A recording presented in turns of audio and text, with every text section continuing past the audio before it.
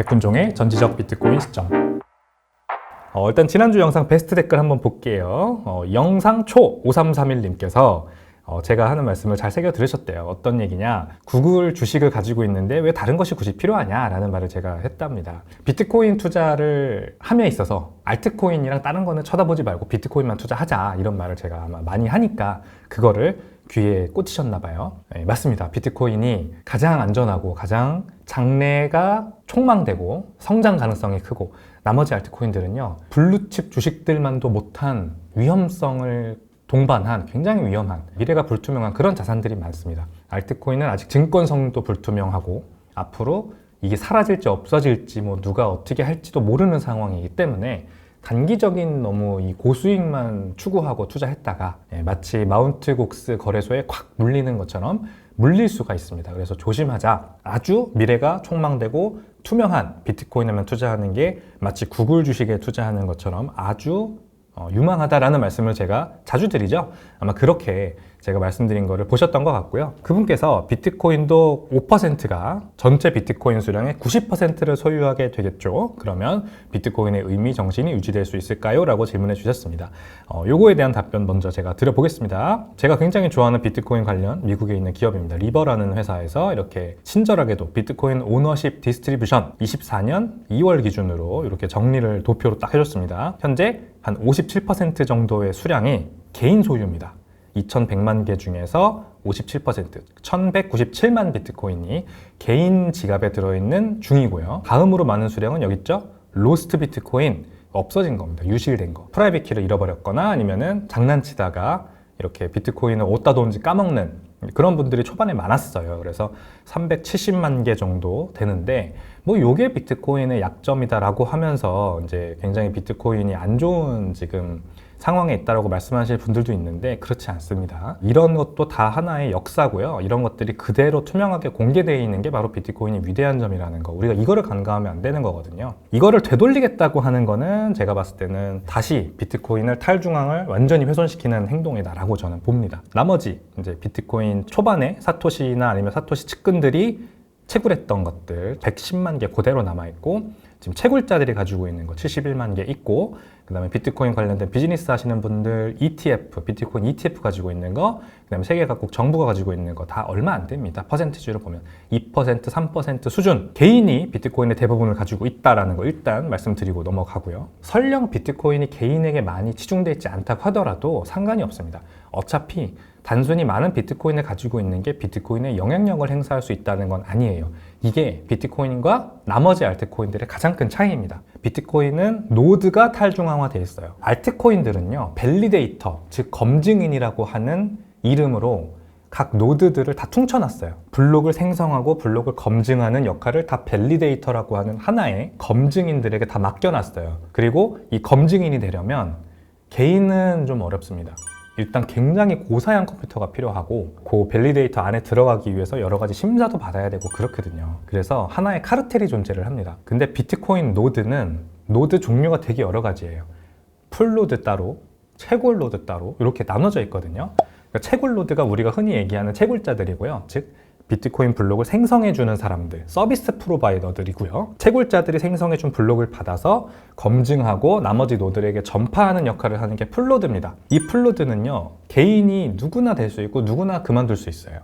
완전히 탈중앙화되어 있습니다. 여기 보면 이 비트코인 리처블, 즉 손 닿을 수 있는 비트코인 노드들의 개수를 이 웹사이트가 지금 추산을 해주는데 19,172개가 있다고 합니다. 그리고 여기 이제 노드 맵이 있어요. 전 세계에 어디에서 비트코인 노드들이 이렇게 포진되어 있느냐. 전 세계에 다 있죠. 이제 가장 많이 모여 있는 곳이 미국, 그 다음에 유럽, 이렇게 됩니다. 여기 이제 순위까지 있어요. NA는 어느 국가에서 나오는 비트코인 노드 시그널인지 모르는 것들 제일 많아요. 64% 정도 되고요.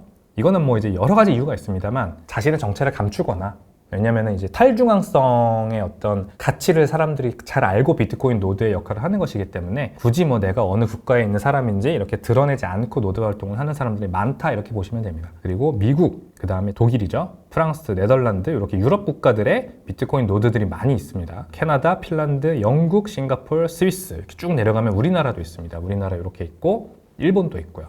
저도 우리나라에서 비트코인 노드를 돌리는 노드 중에 한 명입니다. 전 세계에 퍼져 있는 19,172개의 개별 노드가 탈중앙성을 유지하는 주체입니다. 이게 이제 무슨 말인지 잘 와닿지 않으실 거예요. 도대체 왜 이게 탈중앙화되어 있다는 건지 이제부터 하나 설명을 드리겠습니다. 블록 사이즈 전쟁이라는 게 있었어요. 굉장히 또 유명한 책입니다. 지금 아마존에 들어가면 찾으실 수 있는데 이게 무슨 사건을 다룬 책이냐면 2015년부터 17년 사이에 기업과 개인 비트코인 커뮤니티 간에 세력 다툼이 있었어요. 배경을 설명드리겠습니다. 대형 블록 지지자들, 빅블로커라고 합니다.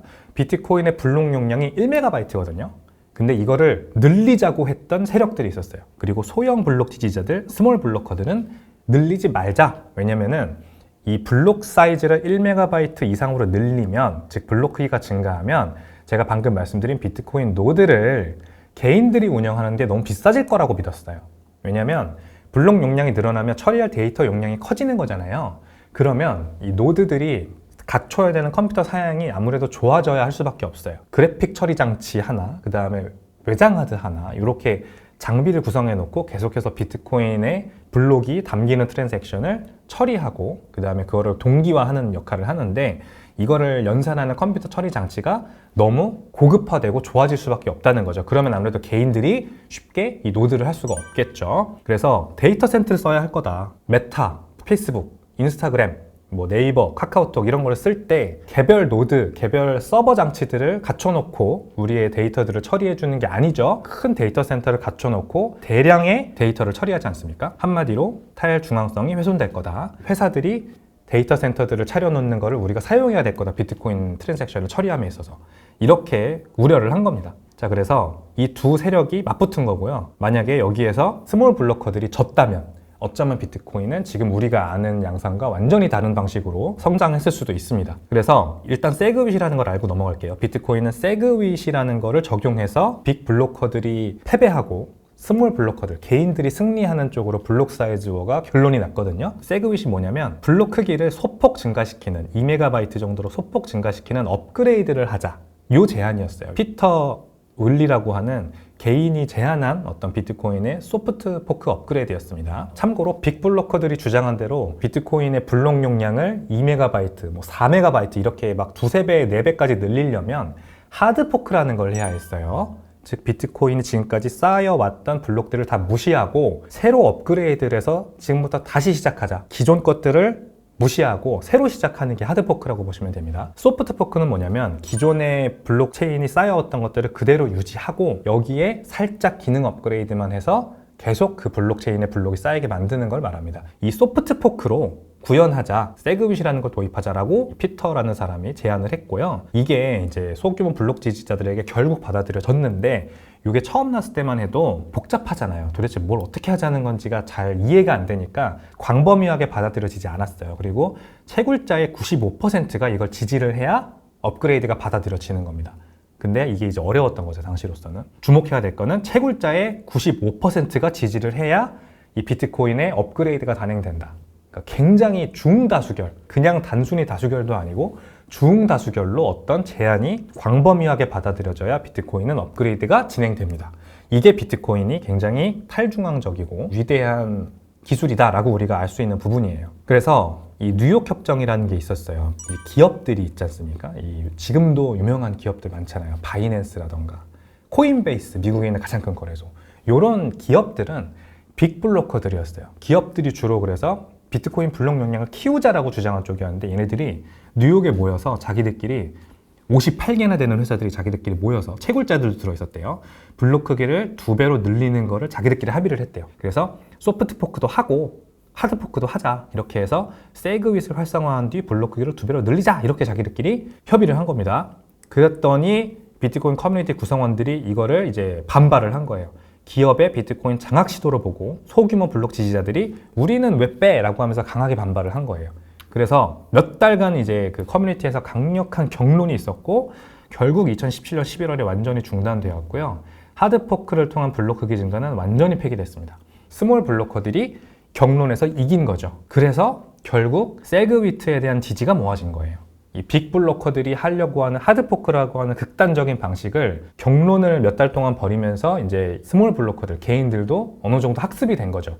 아, 이건 안 돼, 이건 안 돼. 왜냐면 노드 용량이 커져서 개인이 더 이상 비트코인 노드를 돌릴 수 없게 되면 탄일중앙화가 요원해진다라는 걸 이해를 한 거예요.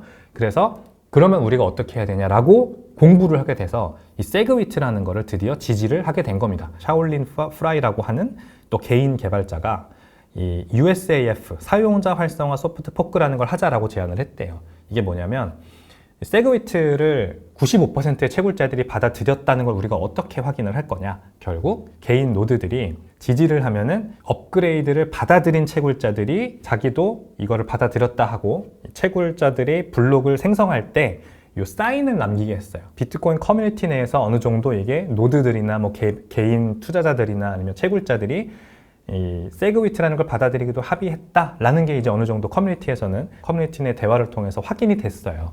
그러면 이걸 우리가 어떻게 업그레이드를 실행할 거냐라는 이제 제안을 한 거죠. 근데 어떻게 하기로 했냐? 네트워크에서 채굴자들이 계속해서 블록을 쌓을 거 아니에요. 그 블록을 쌓을 때 지지한다라고 하는 표시를 블록에다 넣게 했어요. 그래서 지지를 한다라고 한 이 채굴자들의 비중이 95%가 넘어가면 그러면 세그웨이 업그레이드가 활성화됐다라고 우리가 본다라고 한 거죠. 처음에 최대 채굴자인 비트메인, 지금도 이제 굉장히 큰 비트코인 채굴자죠. 여기가 지지 표시를 했습니다. 그러면서 다른 채굴자들도 싹 따라가면서 업그레이드가 시행이 된 거예요. 결국 블록 사이즈 전쟁, 블록 사이즈 워에서 개인이 승리하면서 이 비트코인의 현재 모습이 그때부터 쭉 이어지고 있는 중입니다. 이거는 비트코인의 역사에서 아주 중요한 한 페이지고요. 이 블록 사이즈 워 때문에 이 비트코인에 대한 지금 많은 사람들이 우려하는 부분들이 다 잠식이 됐어요. 종료가 됐어요. 그래서 비트코인은 정말로 마치 금처럼 누가 금을 채굴 한다 그래서 그 사람이 금을 다 가져갈 수 있을 거라는 생각 우리 아무도 하지 않잖아요.